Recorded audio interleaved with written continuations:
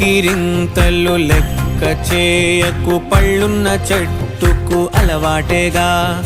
కలత చందకు చందమామకే ఏటేట చవితికి నిందలేగా.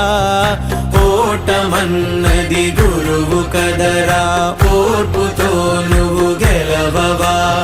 రేపుకే దిక్సూచి నిన్న రెక్కలే చుక్కానిరా. నీరు నేల ఆకాశం నీపై చూపెను పాశం. దారే తప్పిన పాదాలు గాడిన పడితే సంతోషం. తరతరాల చెమట చుక్కలు లాల పోసెను భూమికే. బాధ్యతగా కొనసాగినాదో నైవేద్యం